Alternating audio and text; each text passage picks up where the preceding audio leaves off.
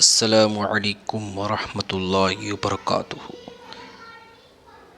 انشاءاللہ نورانی قاعدہ شروع کرنے سے پہلے میں چند بات عرض کر دیتا ہوں۔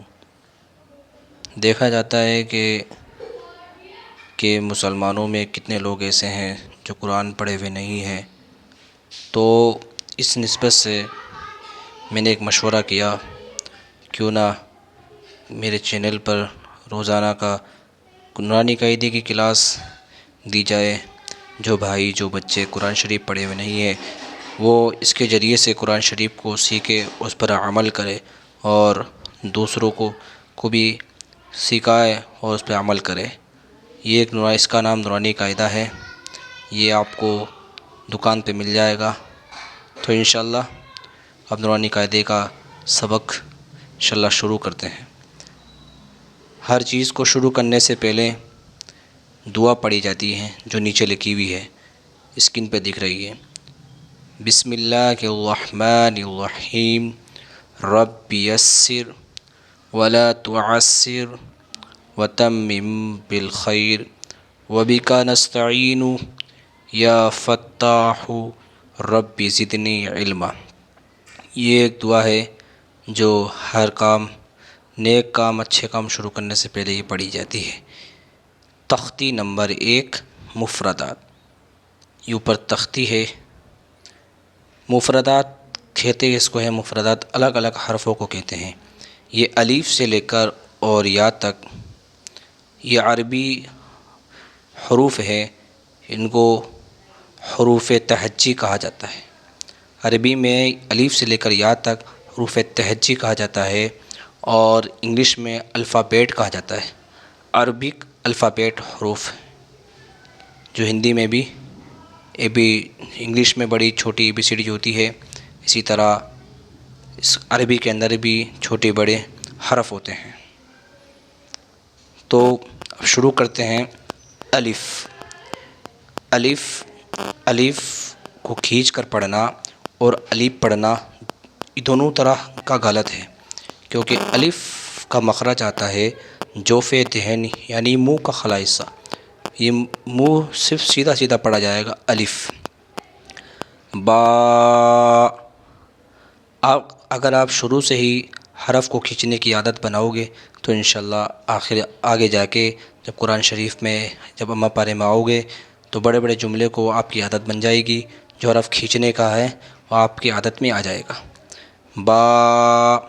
با کا مخرج ہے دونوں ہونٹوں کی تری والا حصہ، کیونکہ اوپر والا ہونٹ نیچے والے ہونٹ سے ملاؤ گے تو با صحیح ادا ہوگا۔ با، اب بہت سے لوگ اس کو بے بھی پڑھتے ہیں۔ اب اس بات سے کنفیوز ہوتا ہے کہ بہت سے لوگ کہتے ہیں کہ ہم نے تو ہم جب پڑھے ہیں، جب چھوٹے تھے تو جب تو ہم نے بے پڑھا تھا اور آج کے وقت میں با پڑھا رہا جا رہا ہے۔ تو میں اس کا مطلب یہ بتلا دیتا ہوں کہ الف اور با یہ عربی حرف ہے جو عربی میں پڑھا جاتا ہے، جو الف اور بے اور تے یہ اردو میں پڑھا جاتا ہے۔ اس کا مطلب یہ ہے، اگر آپ سے با ادا نہ ہوتا ہے تو آپ بے بھی پڑھ سکتے ہیں۔ با، تا،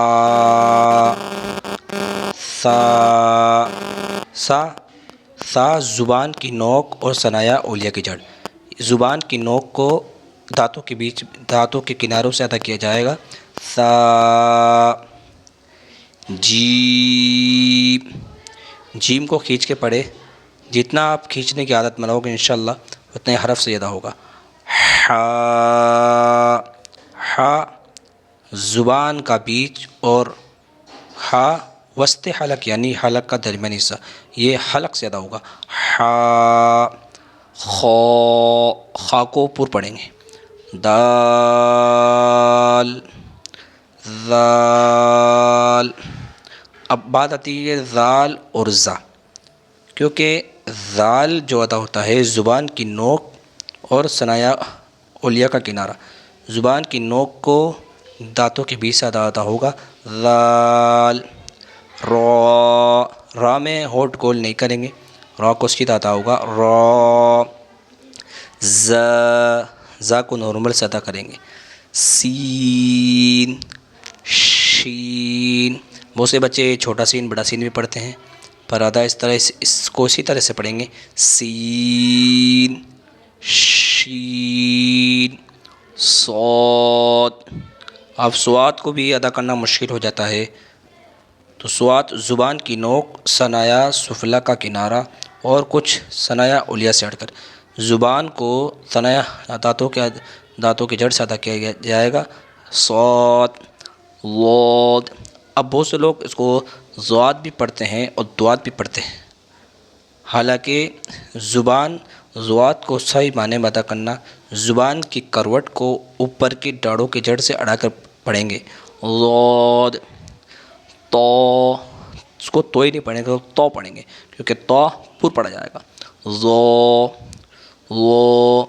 ضو کا بھی زبان کی نوک ثنایا علیہ کے کنارے سے پڑھیں گے، وہ یعنی کہ زبان کو ثنایا علیہ کے کنارے سے اڑائیں گے، وہ عین۔ بہت سے لوگ عین پڑھتے ہیں کیونکہ عین بھی حلق سے ادا ہوگا، انشاءاللہ یہ مشکل ہے عین ادا کرنا، پر جیسے آپ کوشش کرتے رہو گے، محنت کرو گے اور بار بار پریکٹس کرو گے تو انشاءاللہ عین بھی ادا ہو جائے گا، غین، غین کو پر پڑھ جائیں گے، غین، فا، قاف، قاف کو پر پڑھیں گے، کاف، یہ سادہ پڑھا جائے گا، لام، میم، نون، واو، ہا، حمزہ، یا۔ ٹھیک ہے، انشاءاللہ آج کا سبق اتنا ہی، کل اگلا سبق لے کے انشاءاللہ حاضر ہوں گے۔ السلام علیکم ورحمۃ اللہ وبرکاتہ۔